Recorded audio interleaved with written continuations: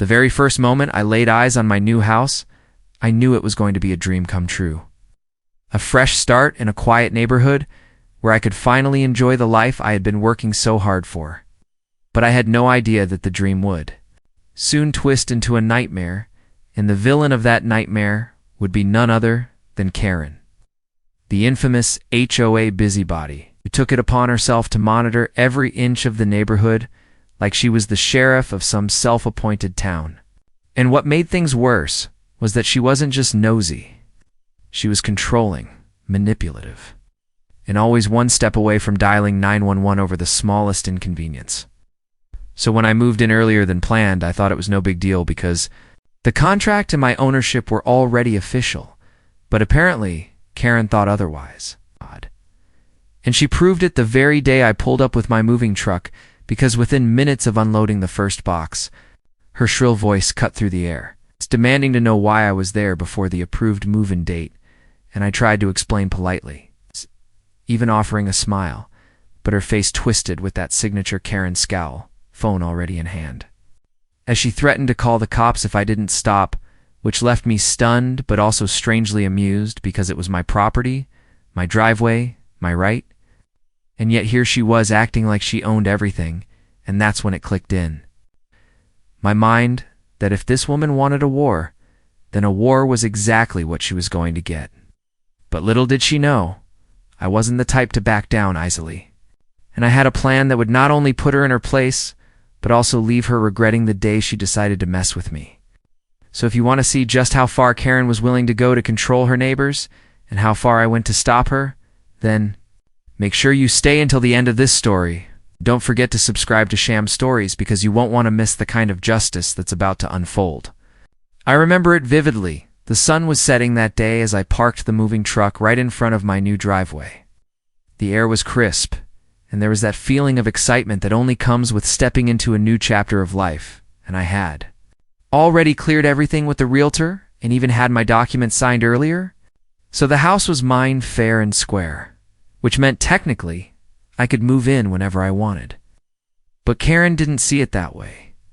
She marched across the street in her slippers robe and oversized sunglasses like she was storming a courtroom.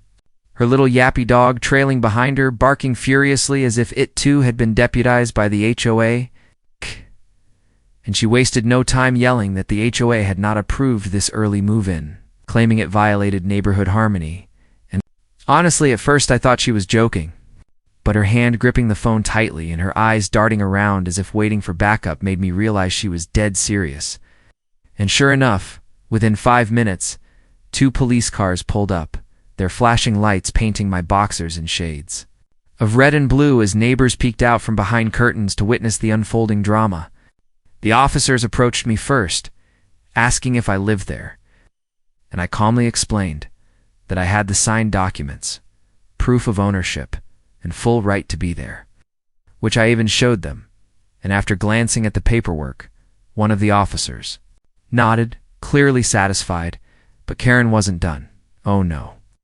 She stomped closer and insisted they check with the HOA president, ranting about bylaws and how people like me couldn't just break the rules, and I saw the officer's face shift from patience to irritation because even he knew she was wasting their time. And when he told her that there was no legal issue here, Karen shrieked as though justice had abandoned her. Ow. But what struck me most was how she muttered under her breath that this wasn't over. In hindsight, was both a threat and a promise.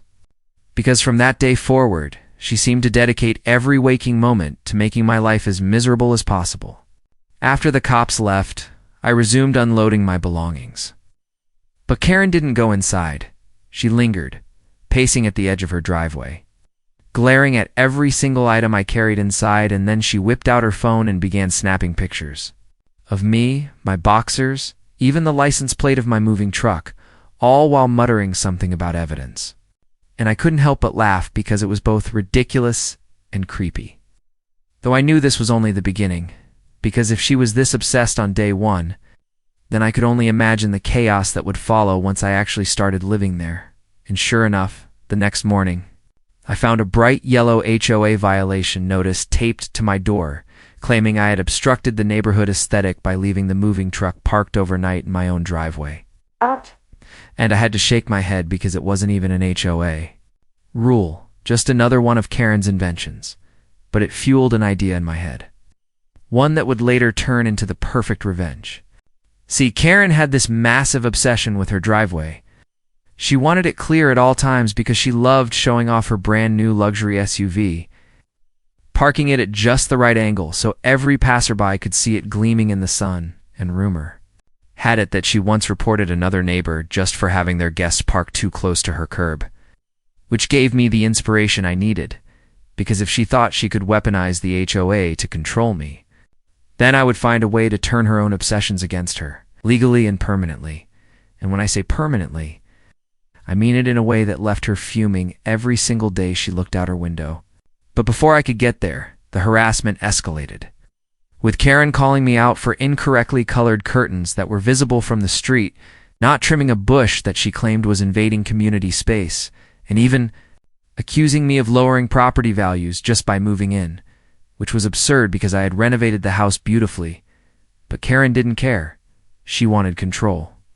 And when she couldn't get it through threats, she tried intimidation, often standing outside her yard with her arms crossed, whispering to other neighbors whenever I walked by, and though some seemed to share her sentiment, most looked uncomfortable, clearly tired of her antics, which made me realize that she wasn't just my problem, she was everyone's problem.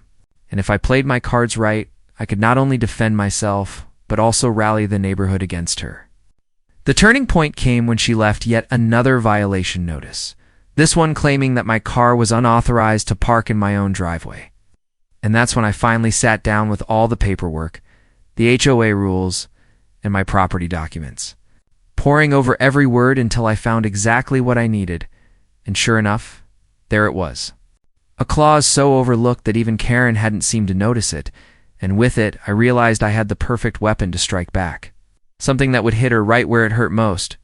Her driveway, and it was 100% legal, enforceable, and impossible for her to undo once it was done. And the thought of it made me smile because I could already imagine her screaming from her porch, powerless to stop it, the very same way she had tried to stop me on day one, only this time, the law would be on my side, not hers. The following morning, after a restless night where I replayed Karen's smug face and the flashing red-blue lights of the police in my mind over and over again, I decided enough was enough, and if she wanted to make my life a legal nightmare, then I was going to turn the tables on her with the one thing people like her never expect: cold, hard, lawful precision. And it started with research. Because I realized that in my dazed frustration, I hadn't actually gone through the HOA bylaws in detail, nor had I spoken with the city zoning department, and so I spent hours at my laptop digging through digital files, scanning PDFs, and eventually even calling the municipal clerk's office, only to discover something shocking: Karen's property line did not extend nearly as far as she thought, and worse for her. The narrow strip of road she believed was her private right-of-way was actually considered part of a shared easement, maintained by the HOA but ultimately under municipal jurisdiction, which meant that while she had access to her driveway, she had no authority over who could lawfully stop or park on the edge of the easement, provided they weren't obstructing emergency vehicles, and this little technicality opened the door to a plan I realized could drive her absolutely mad without me ever breaking a single law. But before jumping ahead too far, let me explain how it unfolded. Because when I hung up the phone with the city official who explained it, I felt a spark of triumph that hadn't been there the night before. And I knew I had to be cautious, because Karen was the kind of woman who thrived on conflict, and I couldn't just waltz into a shouting match with her and expect to win. Instead, I plotted carefully, and that afternoon I called my brother-in-law, contractor who had a knack for turning petty disputes into ironclad solutions. And I told him the whole story. From the moment I showed up early to move in, to the cops she had called, to the smug way she smiled when they ordered me to leave my own driveway, and he laughed. A booming laugh that cut through my stress before. He said, "If her driveway is on an easement, then you can legally block it, so long as you don't impede emergency access or violate city ordinances. And the best way to do that is not just to park your truck there once, but to make it permanent. And when he said permanent, my curiosity piqued, and I asked what he meant. And he suggested that I could place a legally registered storage container, approved by the HOA because it was on my lot's border, right along the edge of the easement, essentially creating a wall that still complied with every code and rule but left Karen fuming every time she tried to back her SUV out of her garage. And the more we discussed it, the clearer it became that this wasn't just petty revenge, but a masterstroke of legal judo. Ow. Because I wasn't doing anything malicious. I was simply exercising my rights in a way she hadn't considered. So the next day I filed the paperwork with the city to place a temporary but renewable storage pod on that exact spot, making sure to follow every clause and formality to the letter, and while waiting for approval, I pretended to be nonchalant. Whenever I saw Karen outside, though, she was anything but, glaring at me whenever I carried boxes into my house, muttering under her breath as she pruned her rose bushes or watered her lawn, once even going so far as to shout across the street, "You'll regret moving in here, you don't belong in this neighborhood." To which I only smiled, because I knew something she didn't. And by the end of the week, my permit came through, stamped and official, meaning I had the city's blessing to place the container right where it would most effectively ruin her. Daily convenience, and on the morning it arrived, a large flatbed truck hauling the metal pod with a hydraulic lift. I watched from my porch sipping coffee as Karen came running out in her bathrobe, waving her arms and yelling at the driver to stop.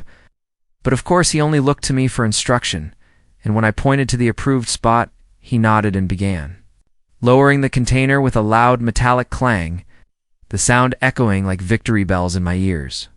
And Karen's face turned red as she stomped up to me, practically spitting with rage as she screamed, "You can't put that there, it's blocking my driveway." And I calmly pulled out a copy of the permit, held it up for her to see, and said, "Actually, according to the city and the HOA rules, I can place it here as long as I follow the code, and I've done exactly that. So if you have a problem, feel free to call the police again, but they'll just tell you the same thing." And for once, Karen was speechless, her mouth opening and closing like a fish gasping for air. And I swear I almost pitied her, but then I remembered the humiliation of having squad cars at my door for simply moving into my own house early, and the pity evaporated, replaced by a cold satisfaction as she stormed back inside, slamming her door so hard the windows rattled. But the story didn't end there, because over the next week, Karen launched every dirty trick she could think of to try to force me to remove the container, from filing bogus complaints with the HOA board, claiming it was unsightly, to calling the city inspector and alleging it was unsafe, to even placing threatening notes on my mailbox signed "Concerned Neighbors."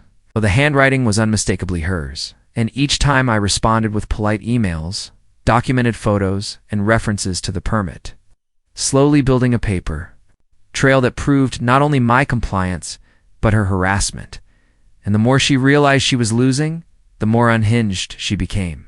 Till one afternoon when I came home from work and found her standing in the street with her son, a lanky teenager, who looked mortified as she yelled at me, "You've ruined everything! My family can't even get in and out of our driveway without scraping the hedge. And this whole neighborhood thinks you're a menace." And I looked her dead in the eye and replied, "Karen, the only menace here is the one who calls the cops on new neighbors for moving in early and tries to twist rules to her advantage. And if you want to talk about what the neighborhood thinks, I'm happy to share all the documentation with the board at the next meeting." And at that, her son tugged on her sleeve, muttering for her to stop, before dragging her back inside. And though I knew the battle wasn't completely over, I could tell she was rattled, because her power play had backfired in spectacular fashion. And I had used her own obsession with rules and authority to turn the tables, setting the stage for the next escalation in a feud that was only just beginning, but one where I finally held the upper hand. Karen didn't take defeat lightly, and after the fiasco with the storage container blocking the edge of her driveway, I could tell she was simmering with a new plan, because she went quiet, which for someone like her was far more dangerous than the shouting fits. And sure enough, within a week, I received a notice from the HOA board claiming I was in violation of community standards. Regarding the appearance of temporary structures, a thinly veiled reference to the container that I had placed legally with full municipal approval, and though the letter was full of stern wording about fines and compliance, I immediately saw it for what it was: Karen leveraging her connections on the board to harass me through bureaucracy.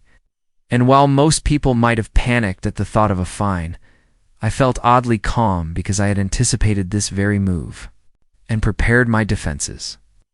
So I drafted a lengthy formal response, citing the exact clauses of the HOA's own bylaws, attached a copy of my city permit, and politely reminded them that municipal law superseded HOA regulations in matters of easements and temporary storage.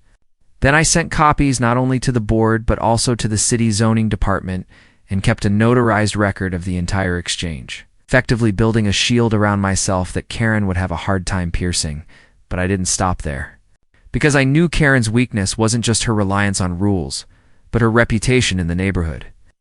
And so I began talking to other neighbors casually during evening walks, at the mailbox, or when they were gardening, and I learned very quickly that Karen had burned more bridges than I realized, with complaints ranging from her calling noise violations over kids playing basketball to her demanding fines for lawn decorations she deemed tacky. And while many of the neighbors tolerated her because they didn't want to deal with the hassle, I saw an opportunity to build alliances. So I listened, sympathized, and even offered to share copies of the HOA bylaws I had been digging through. And slowly people began to see me not as the troublemaker Karen painted me as, but as someone willing to stand up to her and expose her games, which only made Karen more desperate. And one evening, just after sunset, I caught her sneaking onto my property with her phone flashlight on, snapping pictures of the container as though trying to document a violation in the dark. Out. And when I stepped out onto my porch and called out, looking for something, she nearly jumped out of her skin, muttered something about collecting evidence, and scurried back across the street, her robe flapping behind her. And though I could have confronted her more aggressively, I knew the smarter move was patience. Because each misstep she made added to the case I was quietly building against her. It all came to a head during the next HOA board meeting, which was usually sparsely attended, but this time had a packed room because word had spread about the feud. And Karen walked in with her binder full of complaints, her chin raised high as if she were about to preside over a courtroom. But when it came time for her to speak, and she launched into a tirade about how my container was destroying the character of the neighborhood and endangering property values, I stood calmly, waited for her to finish, and then handed out copies of my permit and the bylaws to everyone in the room, walking them through the sections that explicitly permitted my actions. And then I added, "What's more concerning is that a member of this community felt it was appropriate to involve law enforcement against a new neighbor moving into his own home, and has continued to harass me even after being proven wrong." And I let the silence hang in the air as people glanced at Karen, who shifted uncomfortably in her seat, her face red, and though the board didn't openly rebuke her, I could tell from their expressions that her credibility had been dented, which for someone like Karen was worse than any fine. And when the meeting adjourned, several neighbors approached me privately to thank me for standing up, one even joking that someone needed to clip her wings a long time ago. And that night I walked home feeling a small but significant victory had been won.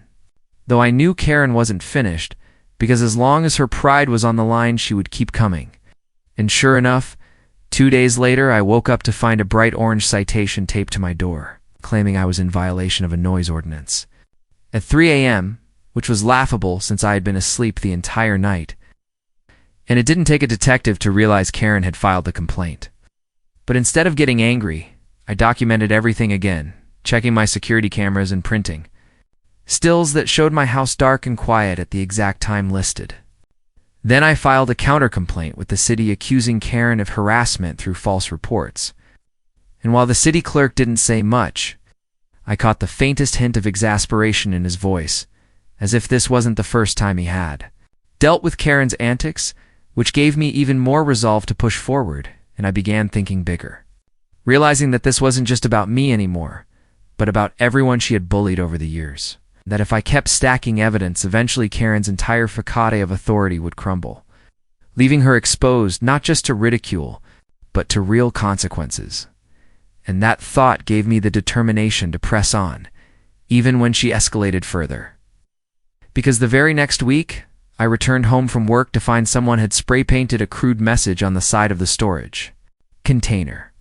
The words "Go away" scrawled in uneven red letters, and though I had no proof it was Karen, who else could it possibly have been, given her obsession? And instead of scrubbing it off immediately, I photographed it from every angle, logged it, and then reported it to the police as vandalism. A move that clearly rattled her, because the following day, when an officer knocked on her door to ask a few questions, I watched from my porch as Karen's forced smile faltered, her hands twisting nervously in her robe pocket, and though she wasn't arrested, the sight of her on the receiving end of police attention was poetic justice for the night she had summoned them against me. And while I knew the battle was far from over, it was clear that Karen had underestimated me, because I wasn't going to back down.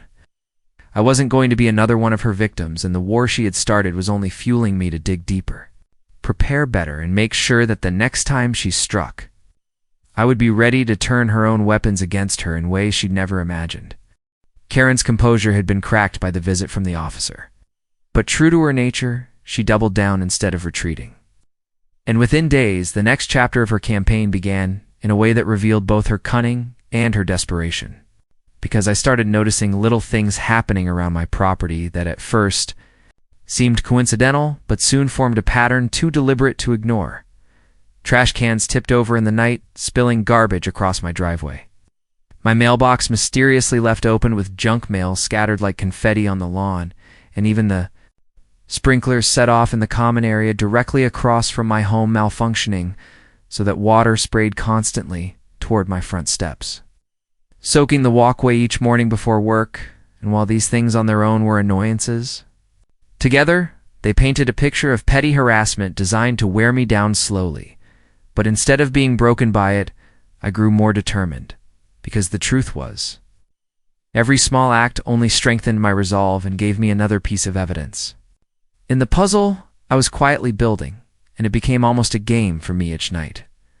I set up additional cameras, expanding my coverage until there wasn't an inch of my property unmonitored, and though I never directly caught Karen in the act, I did catch the outline of a familiar figure with her height and gait passing by suspiciously often around the same times the disturbances occurred, enough circumstantial evidence to keep in my growing archive, which by now had grown from a simple folder of documents into a full-blown case file, complete with timestamps, photographs, video clips, and annotated note. And I realized that my strategy was evolving because it wasn't enough to just defend myself anymore.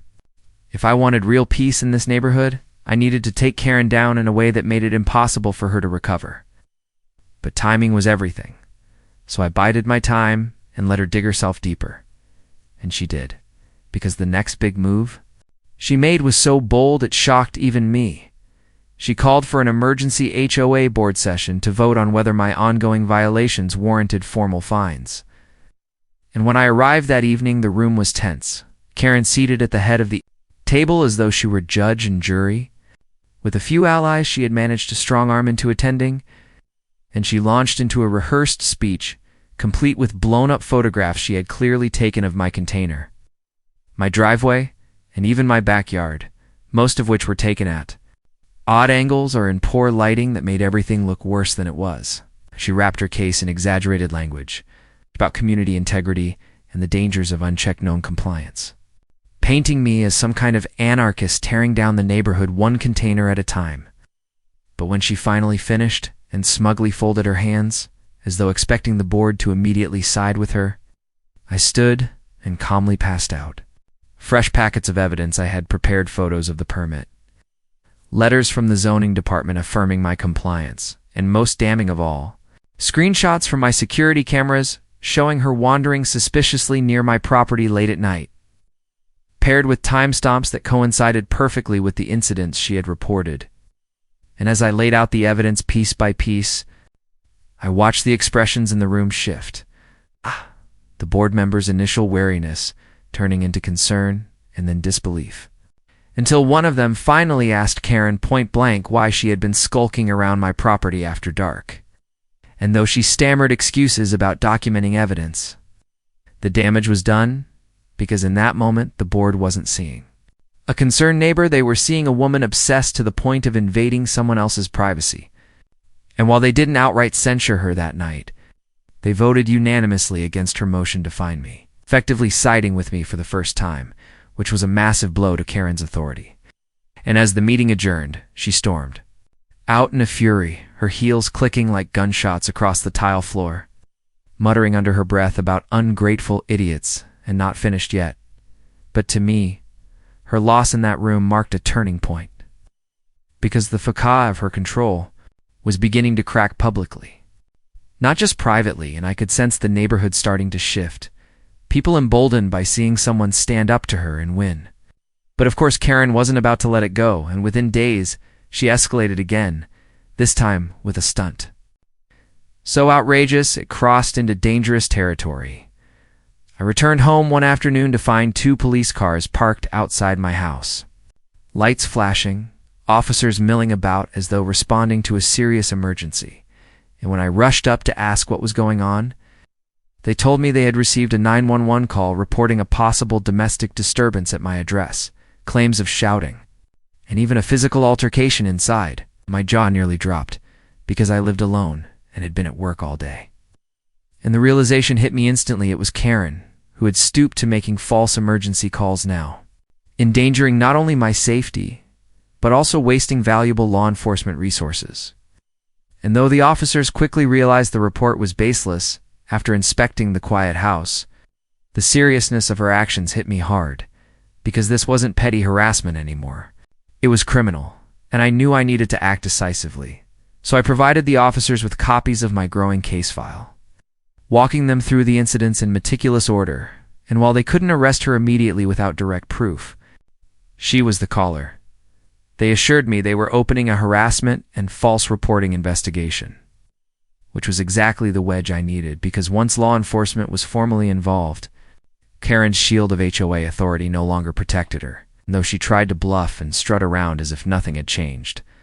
I could see the unease in her eyes every time a patrol car passed through the neighborhood, her smile a little too forced, her waves a little too stiff. And while she pretended to carry on as usual, I knew she was rattled, and that gave me leverage. But still I stayed patient, gathering more, watching, waiting, because if Karen wanted war, I was going to give her one she couldn't win, not by shouting or stooping to her level, but by exposing her piece by piece until the very community she had lorded over turned against her completely, leaving her isolated and powerless in the place she had once ruled like a self-proclaimed queen. Karen's unraveling was almost satisfying to watch, though I didn't dare relax, because people like her, when cornered, were often at their most dangerous.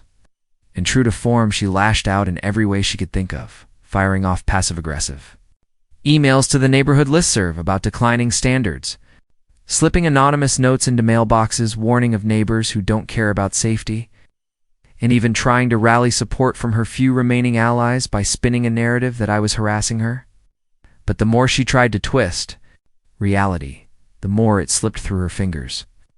Because everyone had seen the board meeting, they had seen her temper. Some had even heard about the police showing up at my house thanks to her false report. And slowly the tide turned as people stopped responding to her calls, stopped showing up to her community watch meetings, and eventually started whispering about whether it was time for her to step down. Whispers that grew louder when another neighbor bravely shared that Karen had once tried to fine them for painting their shutters a shade to light, and another recalled being written up for having a child's toy left outside overnight, till it was no longer just me standing against her, but the collective weight of a neighborhood tired of being ruled by fear. And still, Karen refused to yield, clutching her clipboard like a sword as she stalked the sidewalks, snapping pictures of every car tire touching a curb or lawn not mowed to her impossible standards. But each picture now looked less like authority and more like obsession, a crusade transforming her into the very spectacle she used to accuse others of being. And in that irony lay her downfall, because I knew all I needed to do was keep steady, let her implode under the pressure of her own desperation. And the perfect opportunity came when the board finally scheduled their annual HOA election. A routine event that Karen had always controlled by either running unopposed or intimidating others out of throwing their names in. But this time, was different because people were fed up, and when the call for nominations went out, not one, but 3 neighbors put their names forward, each one respected and level-headed, each one carrying the quiet support of households that had grown weary of Karen's reign.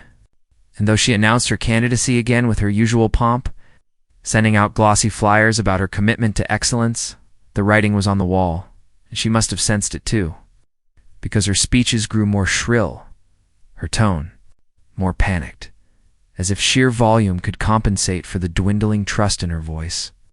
And on the night of the election, the community room buzzed with anticipation like I had never seen before. Neighbors filling the chairs and lining the walls, everyone eager not just to vote but to witness history. And Karen took the floor with a smile plastered so tightly it looked painful, delivering a tirade about how she had protected the neighborhood from chaos and how, without her, the community would fall into ruin. But her words rang hollow against the backdrop of our lived experiences. And when the ballots were counted, the result was clear. Karen had not only lost, but had been completely swept aside, garnering only a handful of votes from her last loyal few, while the new board swept in with overwhelming support. And as the announcement was made, Karen's face contorted in a mix of shock and fury. And she didn't even stay for the closing remarks, storming out with her papers clutched in her hands like broken shields, her voice shrieking about corruption and traitors. But the people didn't follow her anymore. They stayed in their seats, shaking hands with the new board members, smiling for the first time in years, and I sat quietly in the back, feeling the weight of a battle finally won, but also knowing that Karen wasn't the type to vanish quietly. And sure enough, the very next morning she tried to strike back one last time, hammering on my door just after dawn, her eyes wild and her words spilling out in a torrent of accusations about how I had orchestrated her downfall, how I had ruined her life, how the police and the board and even the neighbors had been manipulated by me. And though I stood calmly, saying little, she ranted for nearly 15 minutes before realizing no one was going to stop me from recording her tirade with my phone. And that was the final nail, because I turned that recording over to the investigating officers. And within weeks, Karen found herself facing charges not only for harassment, but also for the false emergency report. And though they weren't the kind of charges that would send her to prison, they were enough to tarnish her reputation permanently and make it impossible for her to reclaim her throne in the neighborhood. And slowly, as the months passed, peace returned, the kind of peace that feels almost eerie at first, when the silence of no longer being watched constantly is strange, but then becomes liberating. And I realized how deeply she had embedded herself in everyone's daily lives, when the absence of her control felt like fresh air. And though every once in a while I still saw her around, walking briskly past with her head down, the aura of authority she once carried had vanished, replaced by something smaller, diminished. And while part of me almost pitied her, I reminded myself of the stress, the sleepless nights, the humiliation she had tried to heap on me, and I knew I had nothing to regret in standing up to her, because what Karen never understood was that fear only works until someone refuses to feel it. And once that happens, the whole facade crumbles. Which is exactly what happened here, leaving her just another neighbor. No longer a tyrant, but a cautionary tale. And as I sat on my porch one quiet evening months later, watching children play freely on the lawns, their laughter echoing without worry of reprimand, I knew the neighborhood had reclaimed itself. Not because of me alone, but because I had lit the spark that reminded everyone they had the power all along. And it was in that moment of peace that I thought back to the long battle, the evidence, the meetings, the late-night disturbances, and I realized how close I had come to letting Karen break me.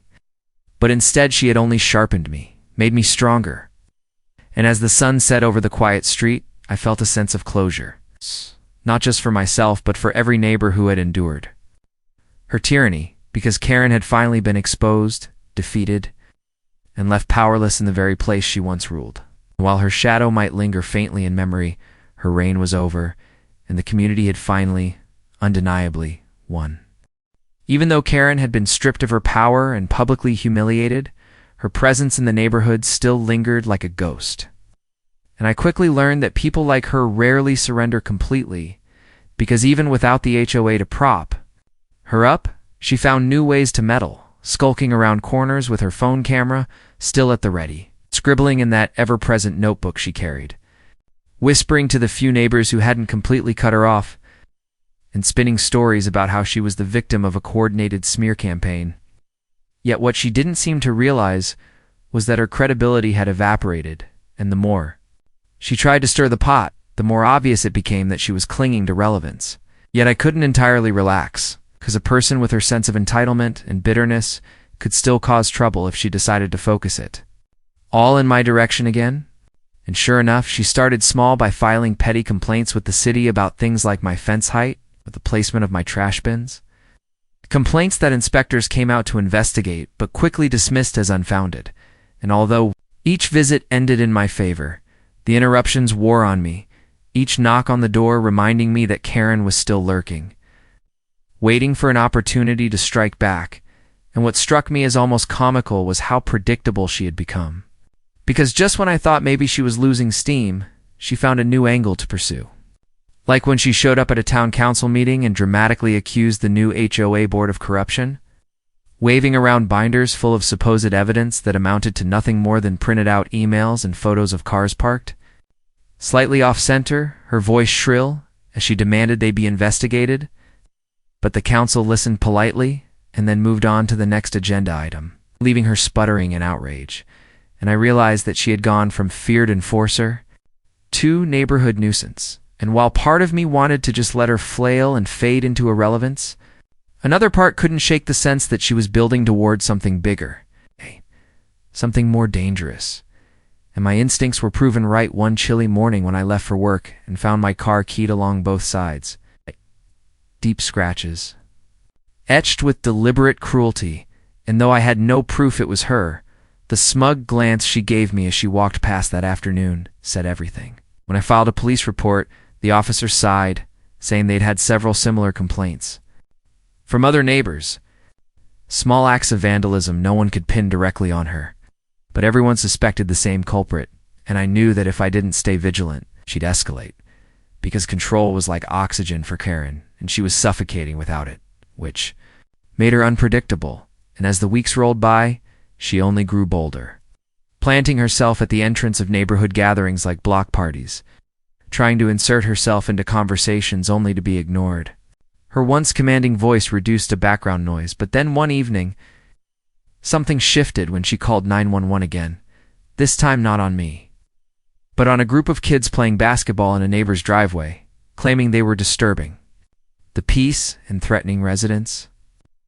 And when the police arrived and saw it was just a few middle schoolers shooting hoops, they barely concealed their annoyance, warning her sternly that filing false reports could land her in serious trouble. But the incident rattled the neighborhood, because it showed she wasn't just a problem for me anymore.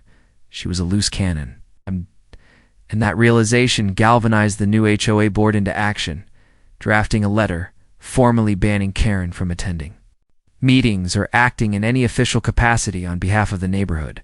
A symbolic gesture, since she no longer had power anyway, but one that stripped away even the illusion she had been clinging to.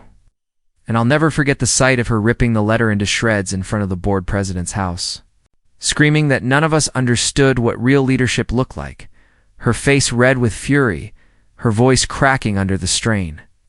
And though it was almost pathetic, it was also unsettling, because someone that unhinged could lash out in ways no one could predict. And I found myself double-checking my locks at night, keeping my security cameras rolling, and advising neighbors to do the same. Because while Karen had lost the battle, the war she was waging against her own irrelevance was far from over. And we all knew it was only a matter of time before she made her next desperate move. The question was just how far she'd be willing to go once she realized she had nothing left to lose. I thought Karen's spiral had already reached its lowest point after she was banned from meetings, laughed out of council chambers, and warned by the police for abusing 911. But I underestimated just how far she would go when cornered, because people like her don't accept defeat, they thrash, claw, and drag down anyone they believe is responsible for their downfall.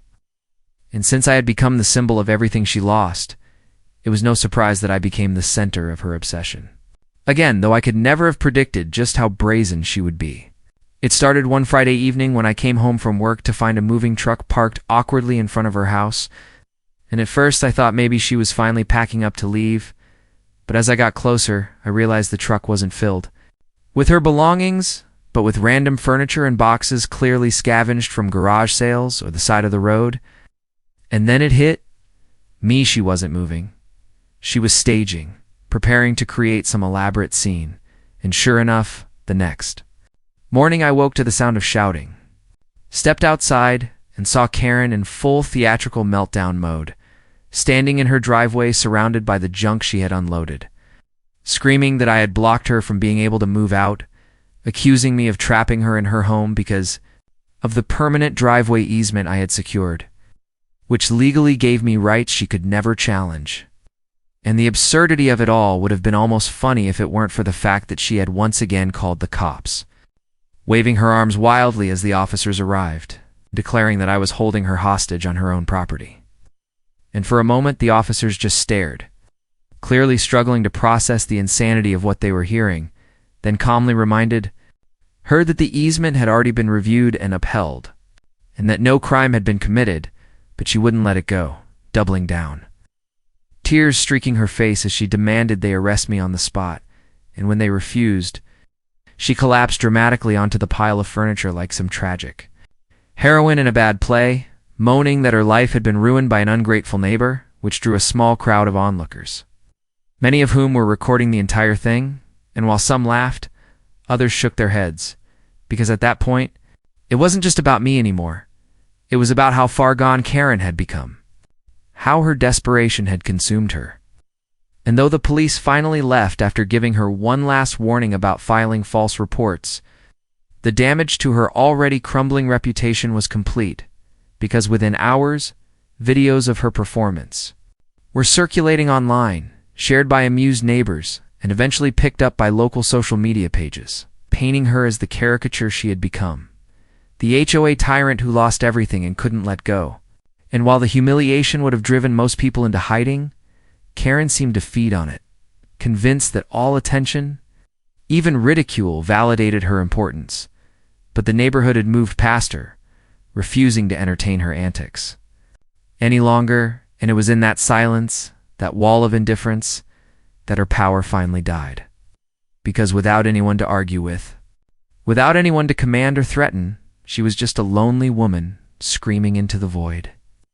And yet, even as peace finally settled over the street, and I allowed myself to enjoy the quiet I had fought so hard for, I knew deep down that people like Karen never truly vanish. They retreat, they simmer, they wait for some crack to reappear, and that realization kept me sharp, kept me ready. Because the truth about living next to someone like her is that victory is never permanent. It's just borrowed time. But as I stood on my porch one evening, watching the sunset wash over the quiet street where kids now played freely and neighbors mingled without fear of being written up, I felt a sense of closure, not because Karen had been destroyed, but because she no longer mattered, her reign of control broken forever. And in that moment I realized that what had started as a battle over a driveway had grown into something much bigger, a fight for the right to live freely, without being crushed by the weight of someone else's obsession with power. And though Karen might still lurk behind her blinds, still scribble in her notebook, still dream of a comeback that would never arrive, she could no longer touch me, no longer touch any of us, because we had learned to stand together against her. And that unity was the ultimate shield, which is why I'll always remember her, not just as the neighbor who called the cops when I moved in early. It asked the cautionary tale of what happens when someone lets control consume them, a story I'll never forget. And if you want more shocking HOA battles, neighborhood wars, and unbelievable showdowns just like this one, make sure you subscribe to Sham Stories right now, because trust me, you won't want to miss what comes next.